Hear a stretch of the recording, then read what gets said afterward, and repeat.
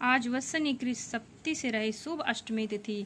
आज ही तुमने यहाँ की प्रजा की जीवन दान दिया है। वस्त आप अब से यह दिन ब्रह्म भाव हो गया है, जो मूर्ति वेद से विविध नामों से विख्यात है। वही त्रिलोक से पूजित दुर्गा अमृत प्राप्त करने के अर्थ में जीवित पुत्रिका कहलाएगी।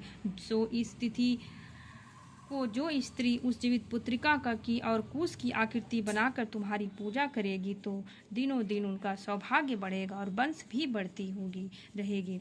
हे महाभाग, इस विषय में विचार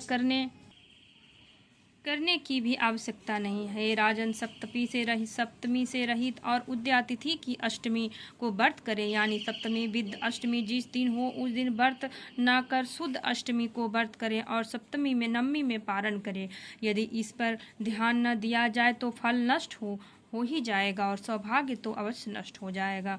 जिमुदवाहन को इस तरह का वरदान देकर गरुड़ वैकुंठ धाम को चले गए और राजा भी अपनी पत्नी के साथ अपने नगर को वापस चले आए। धौम्य द्रौपदी से कहते हैं, हे देवी, मैंने इस अतिशय दुर्लभ व्रत तुमको बतलाया है। इस व्रत को करने से बच्चे दीर्घायु होते हैं। हे देवी, तुम भी पूर्वोक्त विधि से यह व्रत और दुर्गा जी का पूजन करो, तो तुम्हारी अभिलाषा फल प्राप्त होगा। मुनिराज धौम्य की बात सुनकर द्रौपदी के हृदय में एक प्रकार का कौतूहल उत्पन्न हुआ और पूरा वासनी स्त्रियों को बुलाकर उनके साथ उत्तम व्रत किया। गौतम ने कहा, यह व्रत और इनके प्रभाव को किसी एक चिन्ह ने सुन लिया और अपनी सखी स्यारनी को बतलाया। इसके बाद पीपल वृक्ष की शाखा पर बैठकर उस चिन्ने और वृक्ष के खोते में बैठकर स्यारनी ने भी व्रत किया।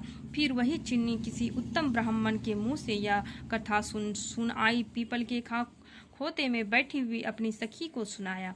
स्यारनी ने आधी कथा सुनी ही थी कि उसे भूख लगी और वह उसी समय सबसे भरे हुए शमशान में पहुंची। वहां उसने इच्छा भर मांस का भोजन